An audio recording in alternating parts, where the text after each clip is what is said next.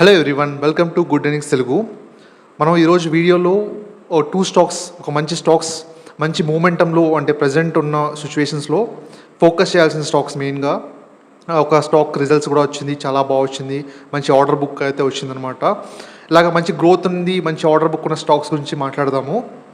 And మనం present market situation మనం చూస్తే మన రీసెంట్గా లాస్ట్ 2 days నుంచి మనకి ఇండియా పాకిస్తాన్ వార్ అయితే కొంచెం జరుగుతుంది కదా, టెన్షన్స్ అయితే నడుస్తున్నాయి. దీనివల్ల నిన్న మార్కెట్ అయితే కొంచెం ఫాలో అయింది.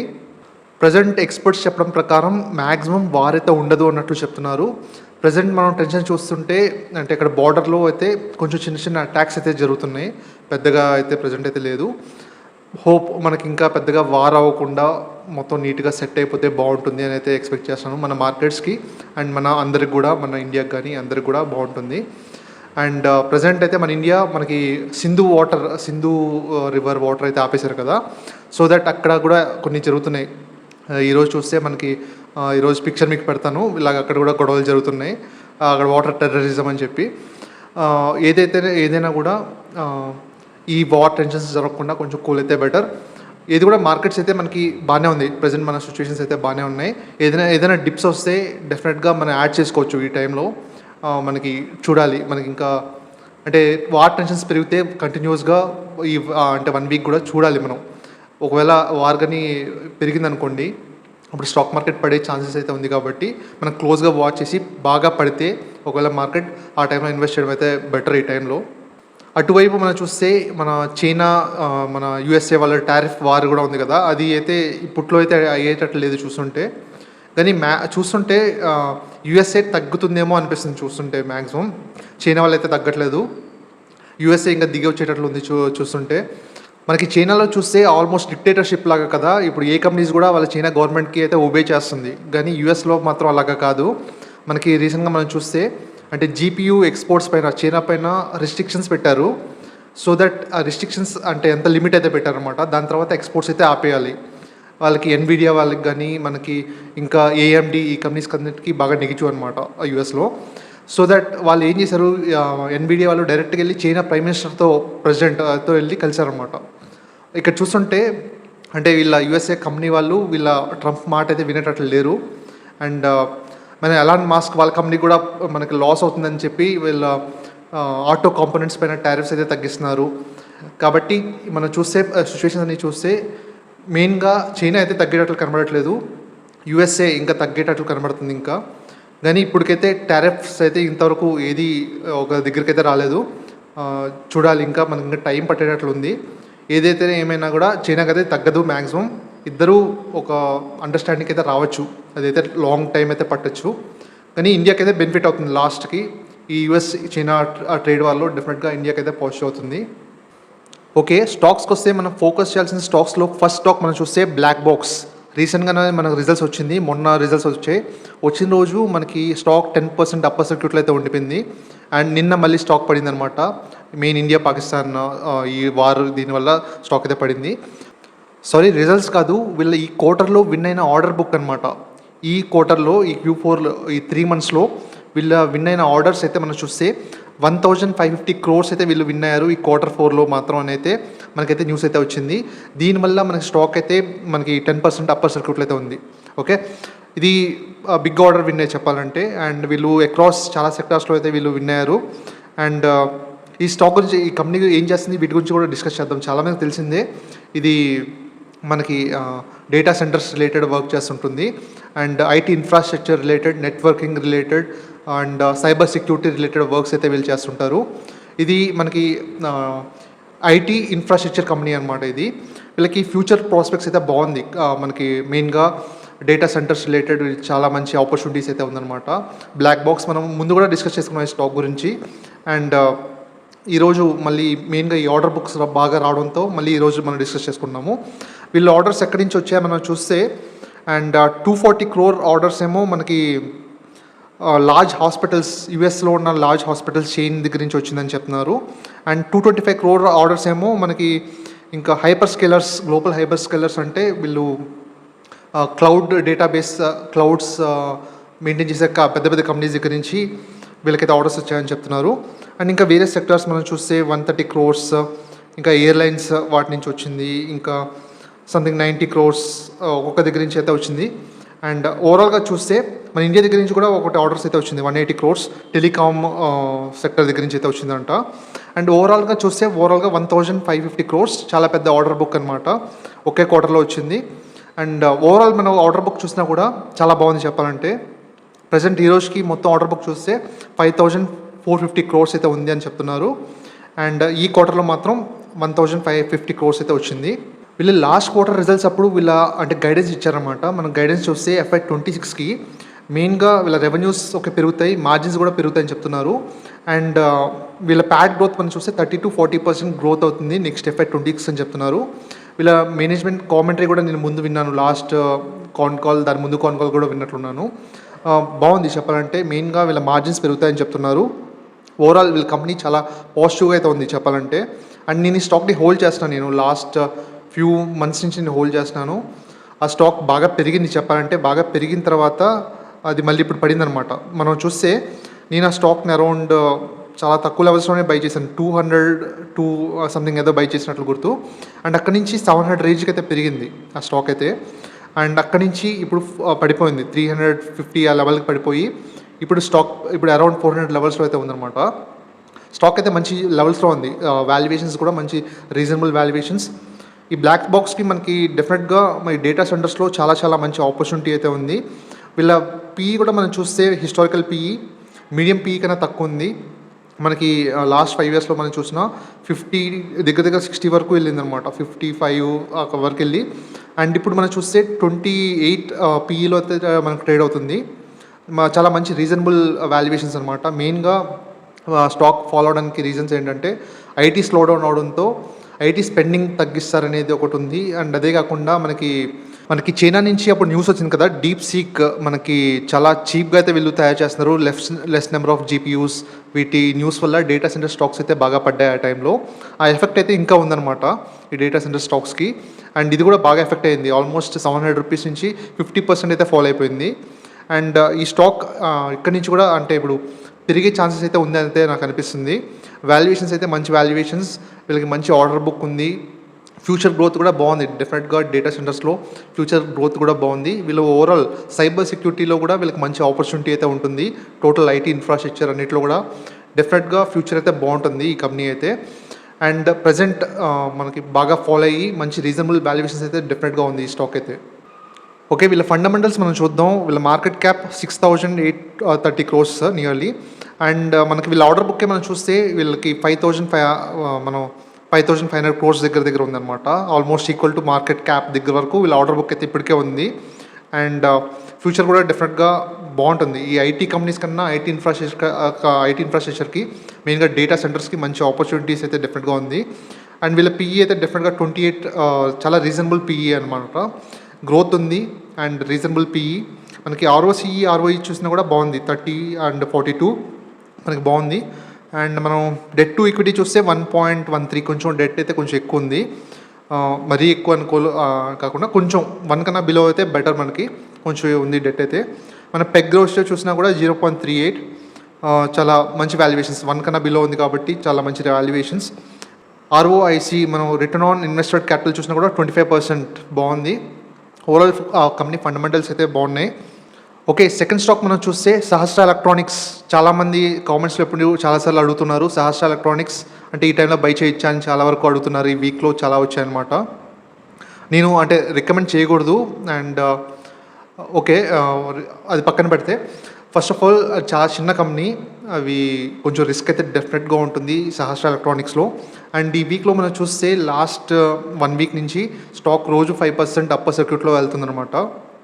మెయిన్గా న్యూస్ ఏంటి అంటే మన ముకుల్ అగర్వాల్ గారు 2.26% స్టేక్ అయితే బై చేశారు ఈ కంపెనీలో అనే న్యూస్ అయితే వచ్చింది. దీనివల్ల స్టాక్ అయితే అప్పర్ సర్క్యూట్లో అయితే ఉంది. ఇంకా నాకు తెలిసి ఇంకా వేరే ఇన్ఫర్మేషన్ అయితే లేదు, ఇంకా వేరే న్యూస్ అయితే లేదు. ఇదే న్యూస్ వల్ల అయితే పెరుగుతుంది అయితే అనుకున్నాను లాస్ట్ 1 week నుంచి. అండ్ స్టాక్ కూడా మంచి రీజనబుల్ వాల్యుయేషన్స్లో అయితే ఉందన్నమాట. మనకి స్టాక్ మనం చూస్తే ఐపీఓ అరౌండ్ 580-600 రేంజ్లో నుంచి 900 రూపీస్ దగ్గర 980 అలా టచ్ అయినట్లుంది. అక్కడి నుంచి స్టాక్ అయితే కంటిన్యూస్గా ఫాలో అయిపోయి 300 కన్నా బిలో వచ్చేసింది అనమాట. అరౌండ్ 250 రూపీస్ అక్కడ వరకు టచ్ అయినట్లుంది. అండ్ అక్కడి నుంచి ఇప్పుడు పెరగడం అయితే స్టార్ట్ అయింది. మెయిన్గా స్టాక్ ఫాల్ అవడానికి రీజన్స్ ముందు కూడా మాట్లాడాము. అంటే కంపెనీలో ఒక ల్యాప్టాప్ మ్యానుఫ్యాక్చరింగ్ ఆర్డర్ ఒకటి పోయింది, అదొకటి రీజన్ ఒకటి. అండ్ అదే కాకుండా మనకి మార్కెట్ మొత్తం పడింది. అండ్ మెయిన్గా ఎస్ఎంఈ కంపెనీస్లో ఒక ఎస్ఎంఈ కంపెనీ ఫ్రాడ్స్ చేసిందనమాట. ఒక డిఫెన్స్ కంపెనీ అని చెప్పి వచ్చి మొత్తం అన్ని ఆర్డర్ బుక్ అవన్నీ ఫ్రాడ్స్ చూపించి చేయడంతో మార్కెట్ సెంటిమెంట్ బాగా దెబ్బతీసింది ఎస్ఎంఈ కంపెనీస్కి మెయిన్గా. సో దట్ ఈ ఎస్ఎంఈ కంపెనీలో కూడా అంటే కొంచెం ఏదైనా ఉంటుందా అన్న భయంతో స్టాక్ అయితే సెల్ అయితే కంటిన్యూస్గా జరిగింది. అందరూ అంటే సెల్ చేయడం జరిగింది. స్టాక్ అయితే బాగా ఫాలో అయిందనమాట. And now it is very reasonable price అనమాట. మనం వీళ్ళ ఫండమెంటల్స్ చూద్దాం. వీళ్ళ మార్కెట్ క్యాప్ మనం చూస్తే 974 crores, చాలా చిన్న కంపెనీ. అండ్ వీళ్ళ పిఈ చూసినా కూడా 29.8, బిలో 30 అయితే ఉంది.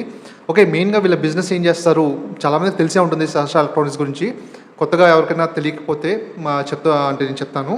ఇది ఈఎంఎస్ కంపెనీ ఇది. అండ్ అదే కాకుండా వీళ్ళకి సెమీ కండక్టర్స్ మ్యానుఫ్యాక్చరింగ్ ప్లాంట్ పెట్టిన ఫస్ట్ కంపెనీ మన ఇండియాలో వీళ్ళు చెప్పాలంటే. వీళ్ళ కమర్షియల్ ప్రొడక్షన్ కూడా స్టార్ట్ అయిపోయి ఉంటుంది. నాకు తెలిసి జనవరిలో ఆ టైంలో స్టార్ట్ చేస్తారని చెప్పారు. దాని తర్వాత న్యూస్ లేదు. ప్రజెంట్ అయితే కంపెనీ నుంచి న్యూస్ లేదు. ఈ మార్చ్ రిజల్ట్స్లో ఇంకా రిజల్ట్స్ రావచ్చు ఇంకా నెక్స్ట్ కొద్ది రోజుల్లో. ఏమైనా చెప్తారా వీటి గురించి మనం చూడాలి. వీళ్ళ కమర్షియల్ ప్రొడక్షన్ స్టార్ట్ అయిందా, లేకపోతే ఎక్స్పోర్ట్స్ ఎలా అవుతుంది, వీటి గురించి. చాలా చిన్న కంపెనీ కాబట్టి ఇన్ఫర్మేషన్స్ మనకు అంత తెలియదు. ఈ రిజల్ట్స్ వచ్చిన తర్వాత వీళ్ళ కాన్ కాల్లో కానీ ఏదైనా మనకు తెలుస్తుంది. ఈ ఎక్స్పోర్ట్స్ యూఎస్కి మెయిన్గా వీళ్ళు ఆల్మోస్ట్ 80% రెవెన్యూస్ యూఎస్ నుంచే వస్తాయన్నమాట. సో దట్ వీళ్ళకి రెవెన్యూస్ ఎలా అంటే ఈసారి ఎలా పెరిగింది, ఎక్స్పోర్ట్స్ ఈసారి బెటర్గా రిజల్ట్స్ వస్తాయని నేను అనుకుంటున్నాను. చూడాలి అది ఎలా ఉంటుందో మనం చూడాలి. ఓకే, మనం చూసే ఆర్ఓఈ చూసినా కూడా చాలా బాగుంది. అంటే స్టార్టింగ్ చిన్న కంపెనీ కదా, ప్రజెంట్ అయితే బాగుంది.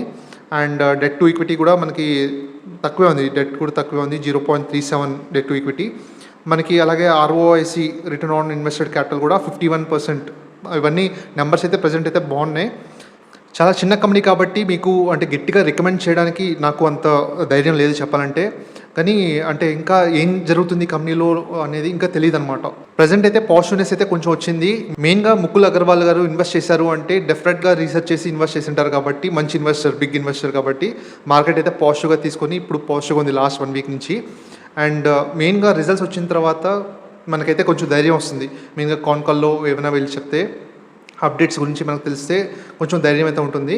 కానీ ఇలాంటి అంటే చిన్న కంపెనీస్ ఎప్పుడు కూడా మన పోర్ట్ఫోలియోస్లో కొంచెం రిస్క్ అయితే ఉంటుంది, కానీ రిటర్న్స్ కూడా అంతే బాగా వస్తాయి అనమాట మనకి. ఫర్ ఎగ్జాంపుల్ మన పోర్ట్ఫోలియోలో మన స్మాల్ కంపెనీస్ అంటే ఇంత మైక్రో క్యాప్ అని చెప్పిన అవసరం లేదు. ఎస్ఎంఈ కాకుండా స్మాల్ క్యాప్ కంపెనీస్ అయినా కూడా మంచి కంపెనీస్ మనం హోల్డ్ చేస్తే ఒక టైం ఇస్తే డెఫినెట్గా ఫర్ ఎగ్జాంపుల్ ఒక 20-30 స్టాక్స్ మనం హోల్డ్ చేసామనుకోండి స్మాల్ క్యాప్ కంపెనీస్, ఇప్పుడు కూడా అట్లీస్ట్ ఒక 10 స్టాక్స్లో వన్ స్టాక్ అయినా మనకి ఒక 10 బ్యాగర్ రిటర్న్స్ అయితే వస్తుంటాయి. ఒక్కొక్కసారి 20 బ్యాగర్ కూడా రిటర్న్స్ వస్తుంటాయి మనకి. అలాంటి స్టాక్స్ మనం కొంచెం టైం ఇవ్వాలి. ఒక్కొక్కసారి అవి పడుతూ ఉంటాయి, అప్పుడు టైం ఇవ్వాలి. అట్లీస్ట్ 5 years టైం ఇస్తే మనకి ఒక 10 స్టాక్స్లో ఒక 1 స్టాక్ అయినా మనకి ఒక మల్టీ బ్యాగర్ రిటర్న్స్, ఒక 10x రిటర్న్స్ అయితే వస్తుంటాయి మనకి. డైరెక్ట్ స్టాక్ ఇన్వెస్టింగ్లో ఎప్పుడు కూడా అంటే పెద్ద కంపెనీస్ని మన హెచ్డిఎఫ్సి ఇలాంటి బ్యాంక్స్లో హోల్డ్ చేస్తే పెద్దగా రిటర్న్స్ ఎప్పుడు కూడా ఉండదు. దానికన్నా మ్యూచువల్ ఫండ్స్లో పెట్టుకోవడం చాలా వరకు బెటర్.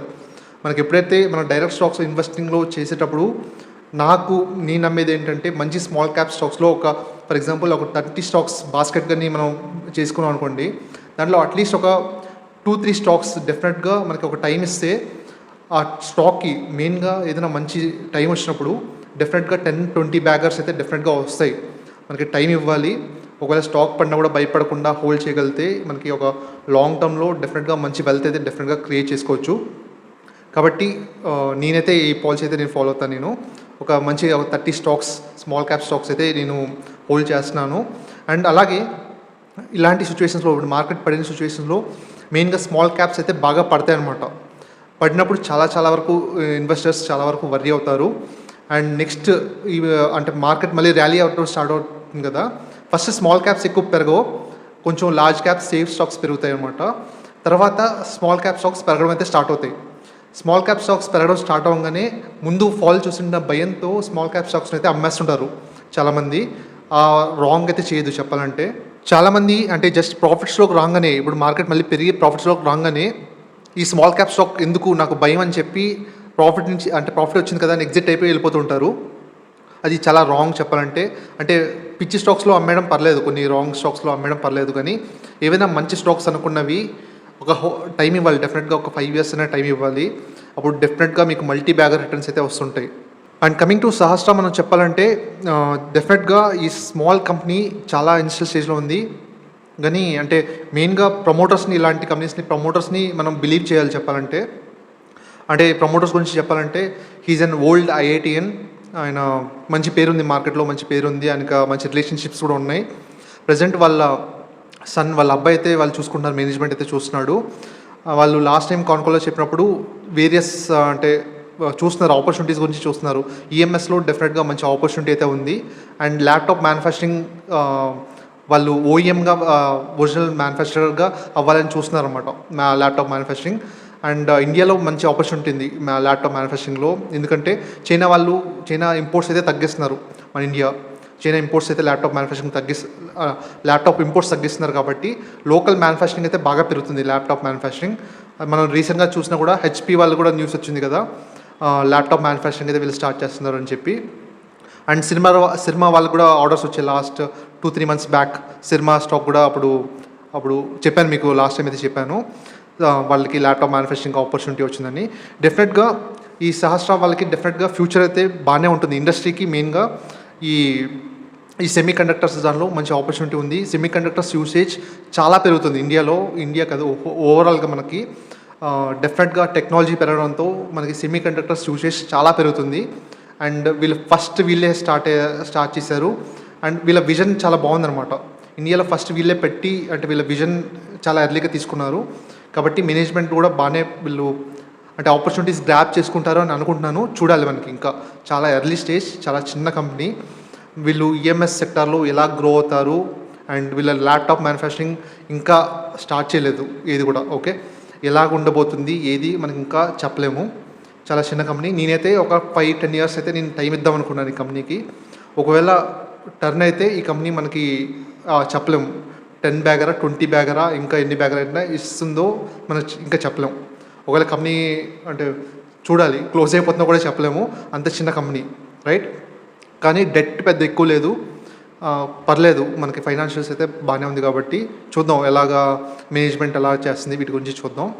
అండ్ ఇంకొక కంపెనీ రీసెంట్గా వారే ఎనర్జీస్ కూడా మనకి రిజల్ట్స్ అయితే పోస్ట్ చేసింది. వారే ఎనర్జీస్ నాకు చాలా అంటే మంచి కంపెనీ చెప్పాలంటే, నాకు చాలా ఇష్టమైన కంపెనీ అది కూడా. అండ్ రిజల్ట్స్ అయితే పోస్ట్ చేసింది, చాలా బాగున్నాయి రిజల్ట్స్. వాళ్ళ గైడెన్స్ కూడా బాగా ఇచ్చారనమాట. స్టాక్ ఆ రోజు 14% పెరిగింది, లాస్ట్ 3 days బ్యాక్ అనుకుంటా 14% పెరిగింది. అండ్ అక్కడి నుంచి మనకి ఫాలో అయిందనమాట. కొంచెం మెయిన్గా ఫాలో అవడానికి రీజన్ మనం చూస్తే వీళ్ళ యాంకర్ ఇన్వెస్టర్స్ మనకి లాకిన్ పీరియడ్ అయిపోయిందనమాట. సో దట్ యాంకర్ ఇన్వెస్టర్స్ అయితే సెల్లింగ్ అయితే చేస్తున్నారు. మనకి స్టాక్ కానీ ఇక్కడి నుంచి ఫాలో అయింది అనుకోండి, డెఫినెట్గా మంచి ఆపర్చునిటీ. డెఫినెట్గా లాంగ్ టర్మ్లో ఈ స్టాక్ డెఫినెట్గా సోలార్ సెల్స్ మ్యానుఫ్యాక్చరింగ్లో, సోలార్ సెల్సే కాదు సోలార్ మాడ్యూల్స్ మ్యానుఫ్యాక్చరింగ్లో కూడా మన ఇండియాలో లీడింగ్ కంపెనీ ఇది. సో డెఫినెట్గా మనకి సోలార్ సెక్టర్ ఈ బూమ్లో ఈ డెఫినెట్గా సోలార్ ఎనర్జీస్ డెఫినెట్గా మనకి లాభపడుతుంది. వాల్యుయేషన్స్ కూడా మనకి రీజనబుల్గా ఉంది. ఇప్పుడు అరౌండ్ 41 PEలో అయితే ట్రేడ్ అవుతుంది. డెఫినెట్గా మనకి బాగుంటుంది వారే ఎనర్జీస్. ఇప్పుడు యాంకర్ ఇన్వెస్టర్స్ మనకు సెల్లింగ్ అయితే జరిగితే కొంచెం వెయిట్ చేయండి. ఒకవేళ స్టాక్ మళ్ళీ 2100 రేంజ్, ఆ రేంజ్కి వచ్చింది అనుకోండి, 2200, 2100 ఆ రేంజ్కి వస్తే మళ్ళీ మంచి అట్రాక్టివ్ ప్రైస్ చెప్పాలంటే మంచి స్టాక్ అది. డెఫినెట్గా డెట్ కూడా పెద్ద ఎక్కువ లేదు. ఓవరాల్ మన ఇండియాలో లీడింగ్ సోలార్ ప్లేయర్ మనకి, కాబట్టి కొంచెం పర్లేదు, బాగానే ఉంటుంది. Okay, thank you very much. మీకు వీడియో నచ్చినట్లయితే లైక్ చేసి ఎంకరేజ్ చేయండి. ఇంకా మంచి వీడియోస్తో మంచి స్టాక్స్ మీకోసం మన ఛానల్లో తీసుకొస్తాను నేను. అండ్ టెలిగ్రామ్ ఛానల్లో ఏదైనా మంచి ఇంపార్టెంట్ అప్డేట్స్ అయితే మీకు రెగ్యులర్గా అయితే అప్డేట్స్ అయితే ఇస్తుంటాను మన టెలిగ్రామ్ ఛానల్లో. మన టెలిగ్రామ్ ఛానల్ డిస్క్రిప్షన్లో లింక్ అయితే మీకు ఇస్తాను. ఆ లింక్ ద్వారా అయితే మీరు యాడ్ అవ్వచ్చు. అండ్ మన ఛానల్ని సబ్స్క్రైబ్ చేసుకోండి. ఇది మన ఛానల్, మనం కలిసి ట్రావెల్ చేద్దాం అండ్ స్టాక్ మార్కెట్లో బాగా సంపాదిద్దాం.